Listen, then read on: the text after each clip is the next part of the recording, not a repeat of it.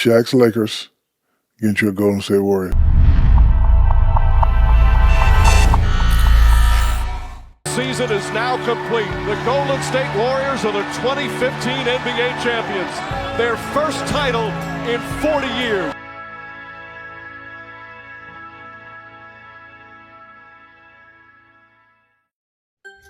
Hey basketball fans, welcome to the channel.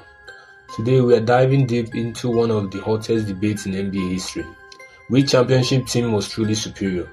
The modern record-setting 2016-17 Golden State Warriors, or the dominant, hard-nosed 2000-2001 Los Angeles Lakers? Now, before we get started, I wanted to give a quick nod to the historic 73-9 Warriors. The regular season was nothing short of extraordinary, but since they didn't finish the championship, our focus today is solely on teams that ended their season as champions. Let's break down every detail, from raw stats and advanced metrics to coaching strategies and player matchups, to decide who truly comes out on top.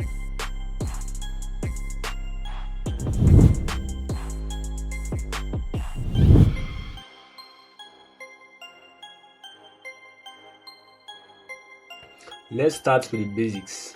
How did these teams fare on fundamental statistics? We're talking about points per game, defensive stops, rebounding, playmaking, and overall shooting efficiency. The 2016-17 Warriors were a scoring juggernaut. Their offense was designed for pace and space, leveraging three-point shooting and quick ball movement, averaging nearly 116 points per game. They could stretch defenses like few teams ever have. In contrast, the Lakers' offense was more deliberate. They averaged 108.6 points per game, relying on the dominant inside scoring from Shaq and the versatility of Kobe, setting a more measured pace. Defensively, the Lakers were in a league of their own, allowing fewer than 95 points per game. Their defensive schemes were built around controlling the paint and limiting second chance points.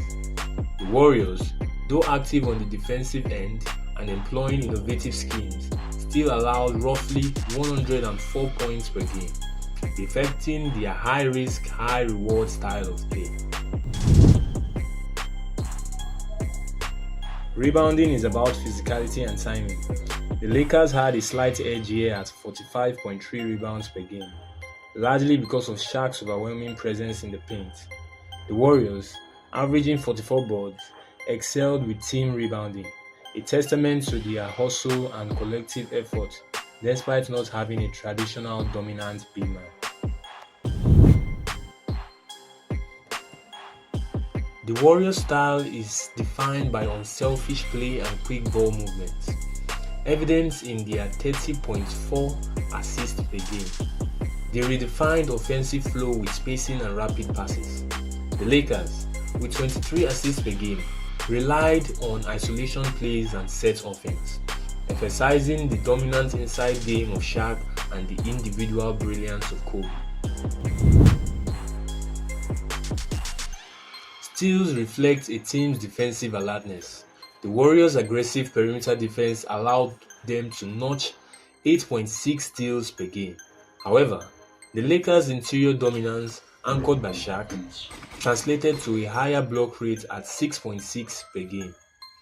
This defensive presence in the paint was the cornerstone of the Lakers' strategy, limiting opponents' high percentage shots near the basket.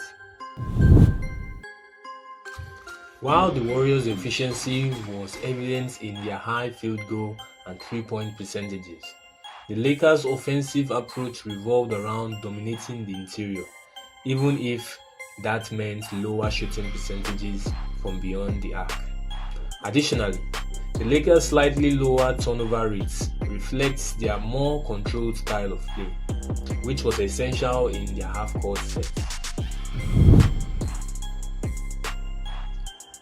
Raw numbers gives us one picture, but advanced metrics provide a deeper insight into how these teams operated on a possession-by-possession basis. The offensive rating highlights efficiency. The Warriors converted possessions at a rate of 114.5 points per 100, benefiting from their pace and space strategy. The Lakers at 112.1 proved that a more methodical, inside-focused offense can also be extremely efficient, especially when backed by dominant post play and pick and roll execution. Defensively, the Lakers were exceptional, allowing only 95.4 points per 100 possessions. This stellar performance was rooted in their rigid physical defense that prioritized protecting the rim and controlling the paint.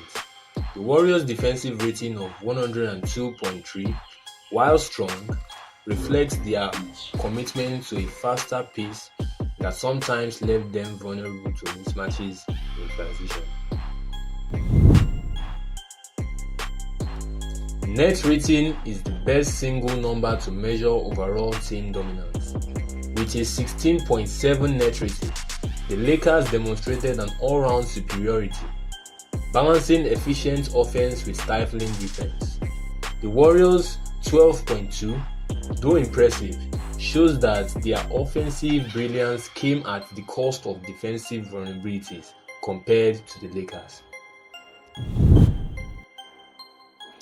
Player Efficiency Rating (PER) measures individual contributions on a per-minute basis. Curry and Durant's numbers on the Warriors were off the charts, showing how integral they were to every possession.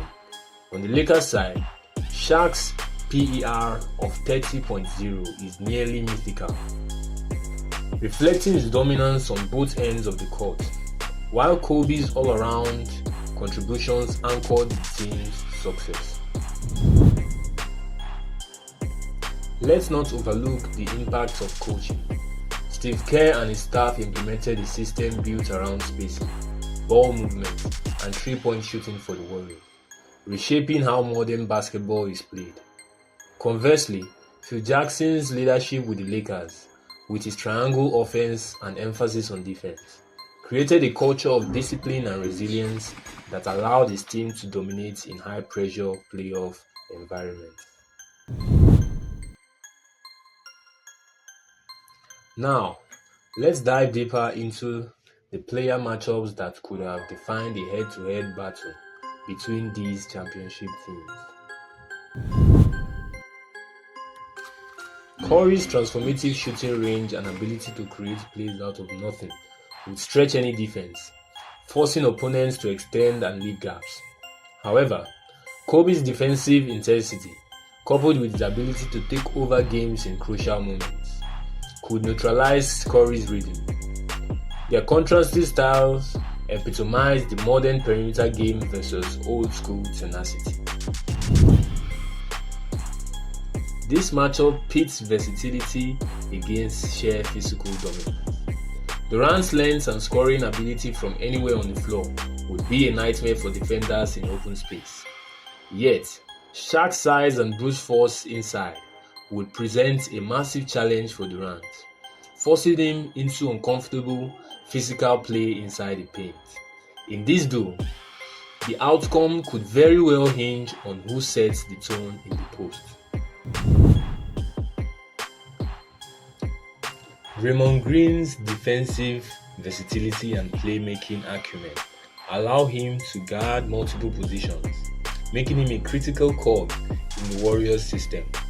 While the Lakers had several role players who could contribute in clutch moments, none quite match the unique all-round impact that Green brings on both ends of the floor. His ability to switch, disrupt passing lanes, and push the pace makes him invaluable, even if it sometimes comes at the cost of occasional mismatches on defense. Klay Thompson's sharp shooting and off-ball movement provides spacing that creates driving lanes and open looks for his teammates. Against a Lakers team that often relied on interior play and structured half-court sets, Klay's ability to hit from the perimeter would force defensive adjustments, opening opportunities for both transition and ball movement.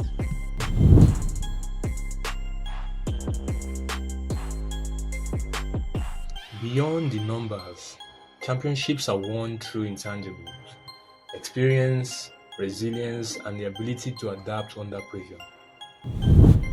The 2000 and 2001 Lakers were built around leaders who had been tested in the crucible of playoff basketball.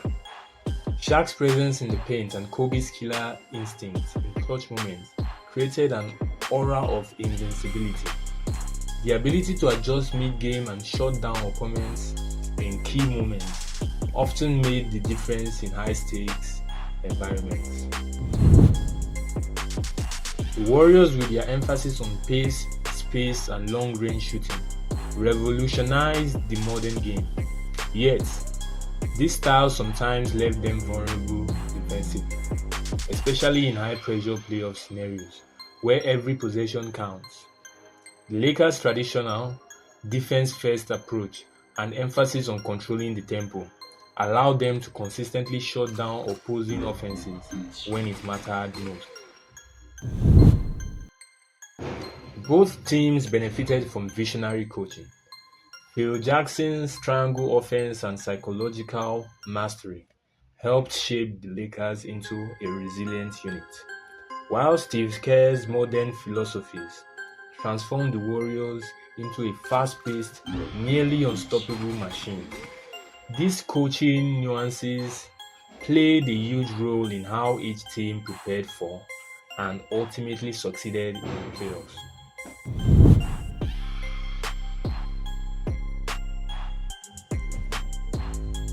After an in-depth breakdown of raw stats, advanced metrics, key player matchups, and critical intangibles, here's my final take. The 2016-2017 Warriors were an offensive powerhouse that redefined modern basketball with their explosive scoring and rapid-fire passing.